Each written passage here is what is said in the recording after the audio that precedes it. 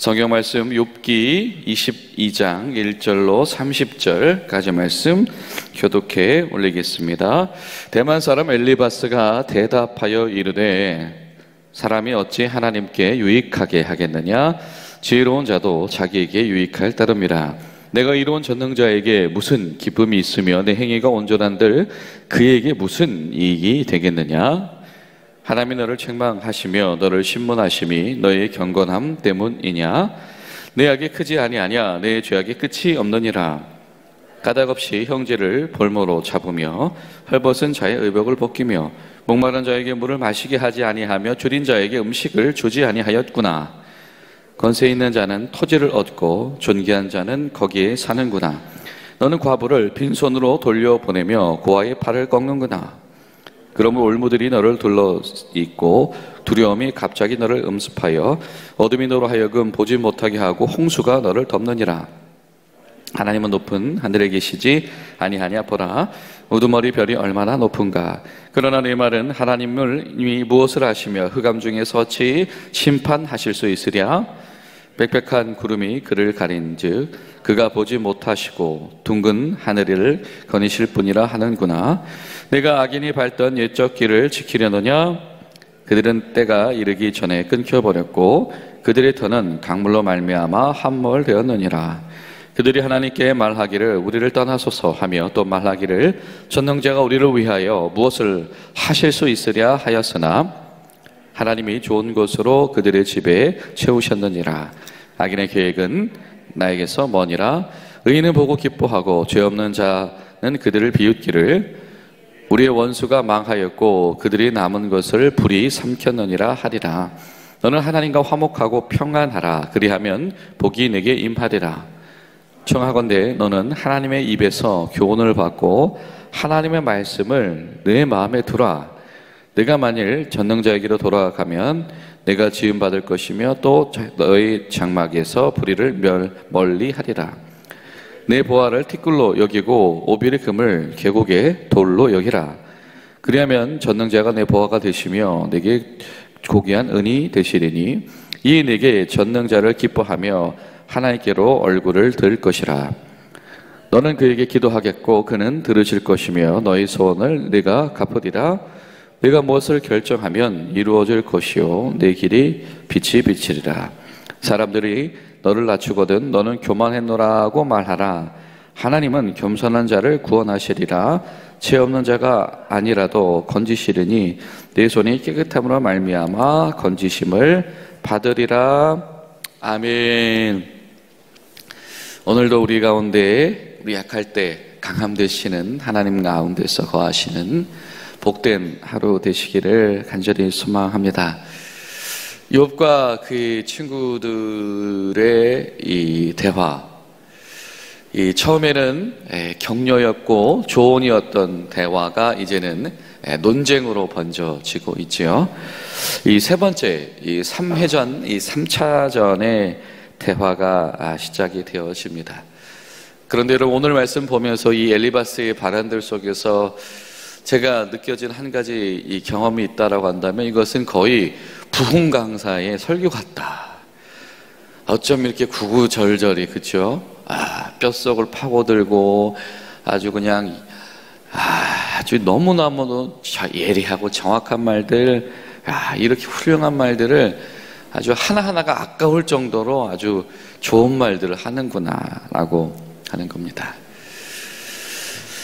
그러면서 이런 생각을 가지게 되는 거죠.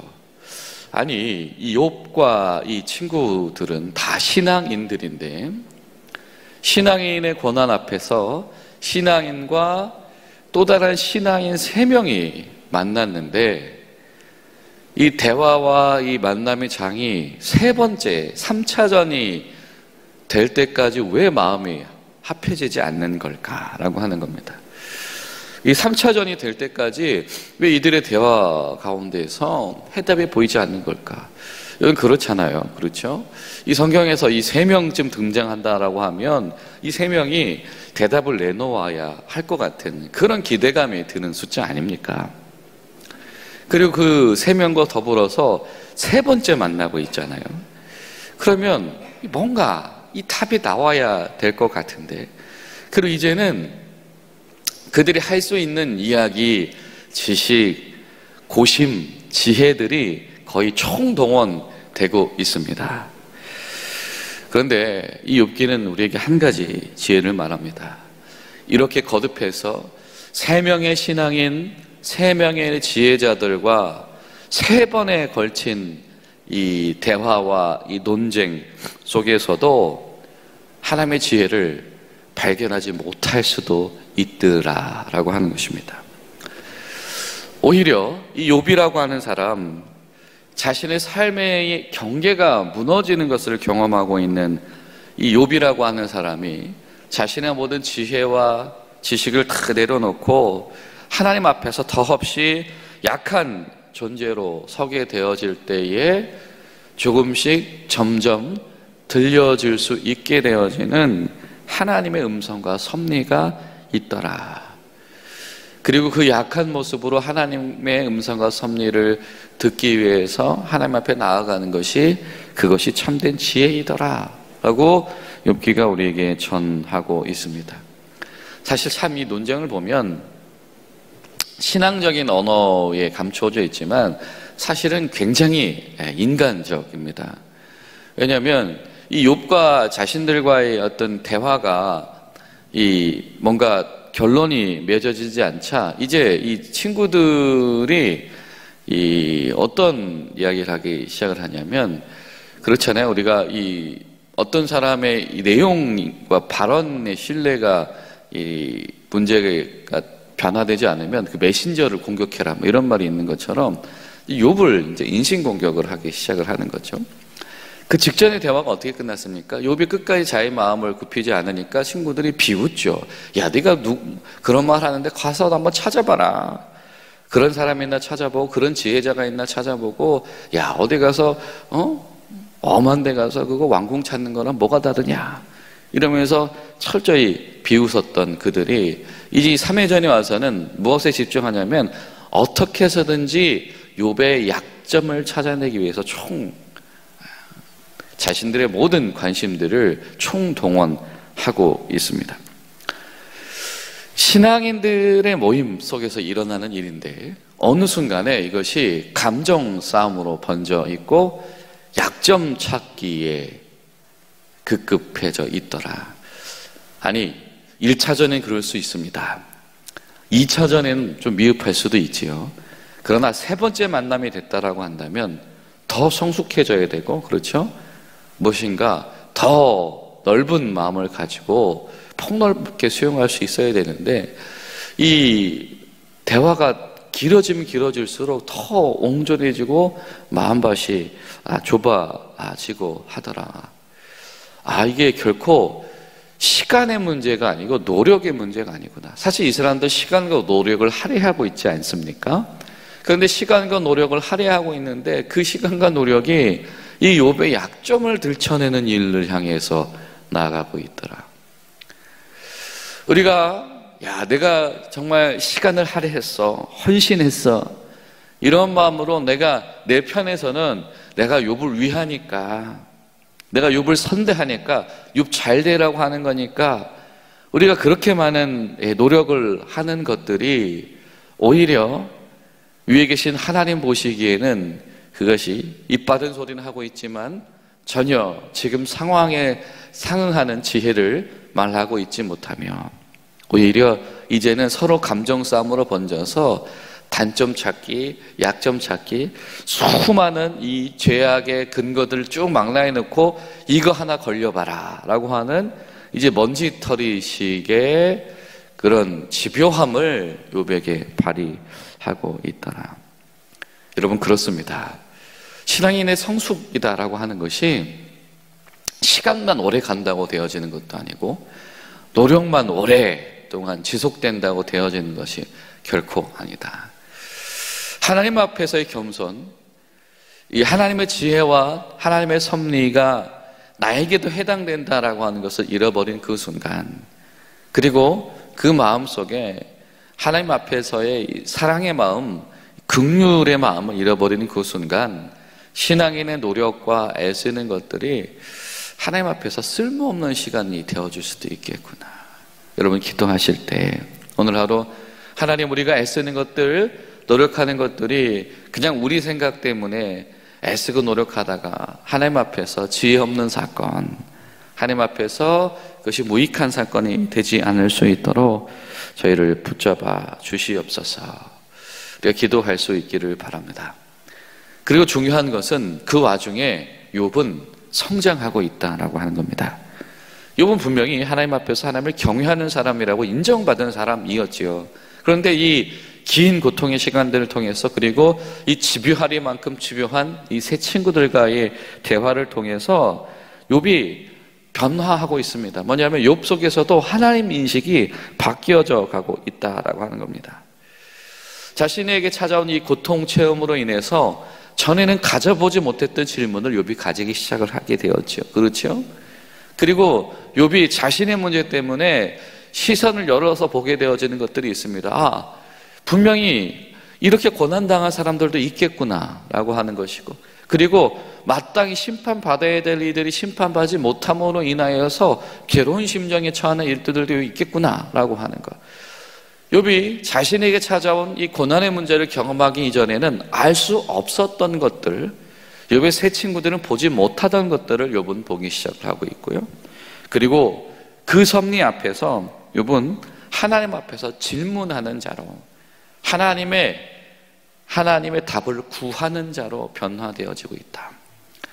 분명히 욥이 하나님 앞에서 훌륭한 사람이었고 지금도 하나님 앞에서 하나님이 보시기에 변함없는 사람이지만, 그러나 욥에게 찾아온 한 가지 변화가 있다고 한다면 그는 하나님 앞에서 질문하면서 하나님 앞에서 해답을 얻기를 원하는 마음, 이건 전에 없던 마음이잖아요. 그렇죠? 전에는 욥이 품어보지 못했던 마음입니다.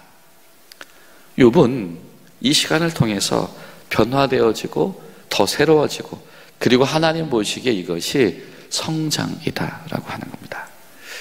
여러분 기도하실 때 우리가 하나님 앞에서 우리도 새로워지게 하시고 성장할 수 있도록 도와주시옵소서. 기도할 수 있기를 바랍니다.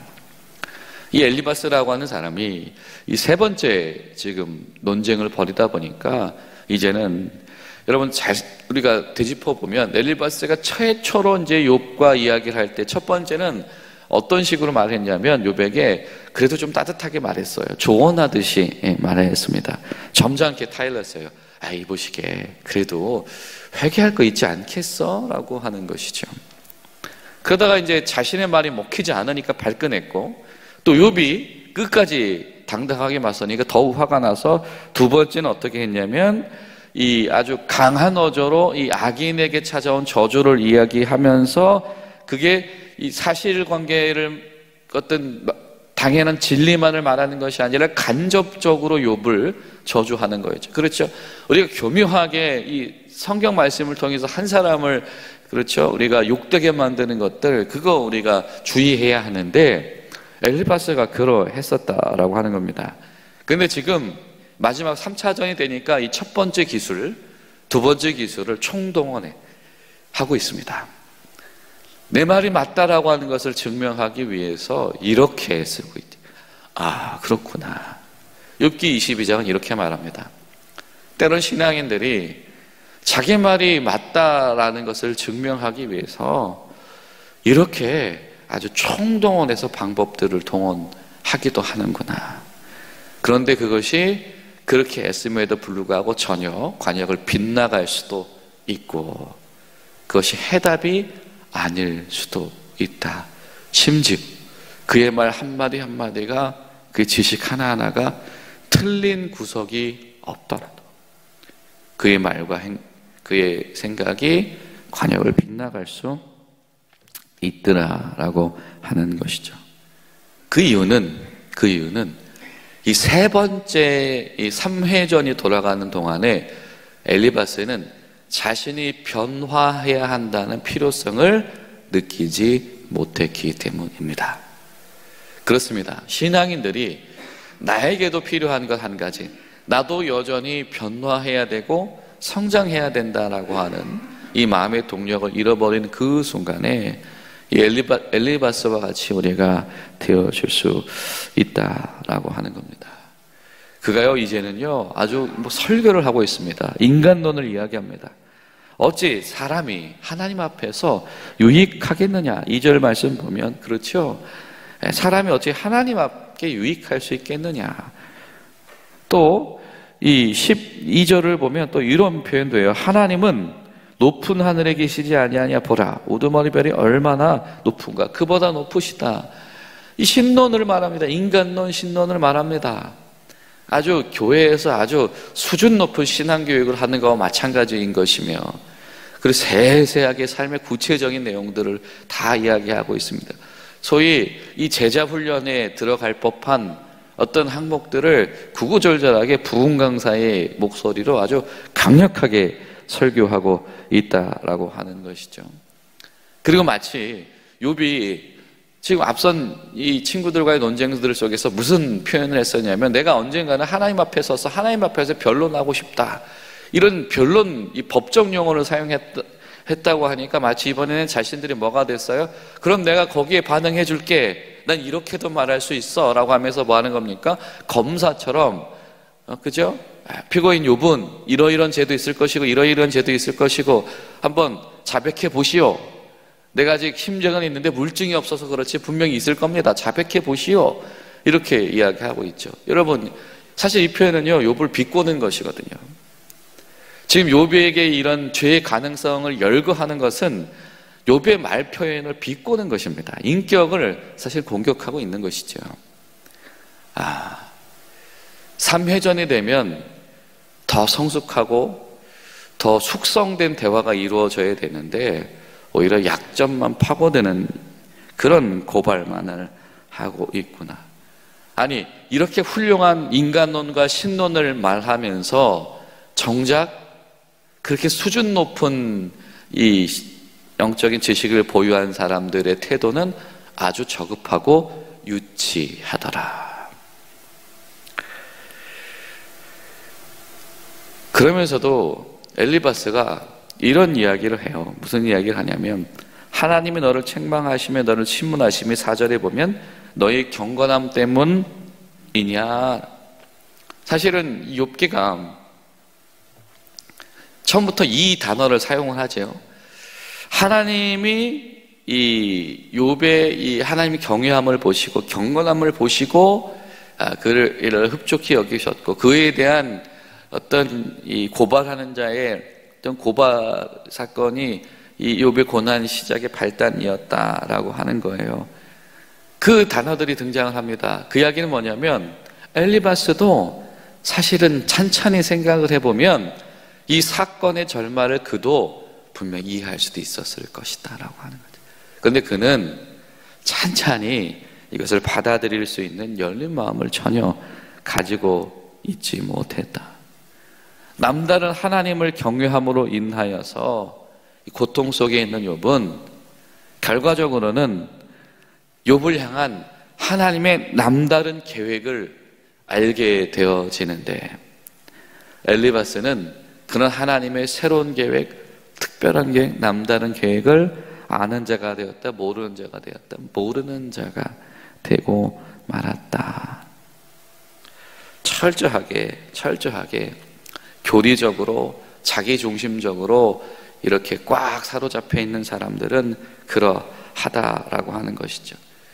관습을 넘어서서 자기 가운데 있는 이 아집이 새로운 하나님의 섭리, 하나님은 아직도 여전히 우리에게 새롭게 말씀하시는 분이신데 그 섭리를 가로막고 있다. 여러분, 기도하실 때 하나님, 우리가 오늘도 나에게 말씀하시는 하나님의 새로운 음성, 새로운 지혜, 오늘도 나를 변화시키는 새로운 음성 가운데 서게 하시옵소서.